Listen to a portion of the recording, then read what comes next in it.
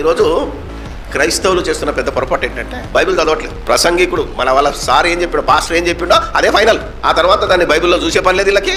ఎవడన్నా కాదురా అన్నాం అనుకోండి, నీకేం తెలుసు మా పాస్టర్ చెప్పిండు, మా పాస్టర్ కంటే గొప్పడు అంటాడే తప్ప బైబిల్లో చెప్పిన దానికి లోబడతాననే క్రైస్తవులు లేడు ఈరోజు. వాక్యం చదివి అర్థం చేసుకొని దాని ప్రకారంగా తమ విశ్వాసాన్ని సరిచేసుకొని నాకు పరలోకం కావాలి, పాస్టర్ కాదు, సంఘం కాదు. అవునా కదా, ఈ సంఘం నన్ను పరలోకం తీసుకెళ్ళదు, నన్ను యేసు ప్రభువే పరలోకం తీసుకెళ్తాడు, నన్ను వాక్యమే పరలోకం తీసుకెళ్తుంది, ఈ పాస్టర్ చెప్పింది రైటా అంగా అని బైబిల్ చదివే క్రైస్తవులు కనుమరుగైపోయారు. కనుకనే ఈరోజు క్రైస్తవులు నానా తిప్పలు పడుతున్నారు. ఏమా ఊర్లలో ఒక్క పాస్టర్ అయినా, వాళ్ళు ఏ క్యాస్ట్ అయినా ఏ మతం అయినా పాటలు పాడుతున్నా ఏమనేది కాదు, కరపత్రాలు ఇస్తే తీసుకునేవాళ్ళు. ఇప్పుడు ఏమరా కరపత్రం మాకు ఇస్తూ మమ్మల్ని మత మార్పిడి చేయడానికి వచ్చామా, మా వీధిలోకి రావద్దు, తంతం మళ్ళీ సార్ అంటారు. ఆలోచన చేయగలిగితే దీనికి కారకులు ఎవరు అనుకుంటున్నారు?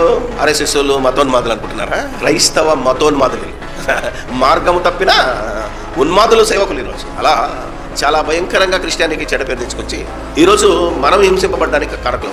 ఓకే, మాట్లాడుతూ ఏమన్నాడంటే వంకర మాటలు పలుకువారు.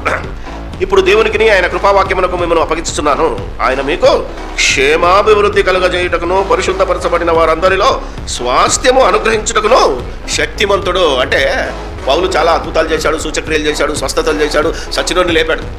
కానీ ఇక అవన్నీ పక్కన పెట్టరా బాబు, ఇప్పుడు మీకేం దిక్కట? వాక్యమే దిక్కు. అంటే వాక్యంలో ఉన్న చదువుకోవాలి, వాక్యంలో ఉన్న ప్రకారంగా ప్రవర్తిస్తే మీకు క్షేమాభివృద్ధి.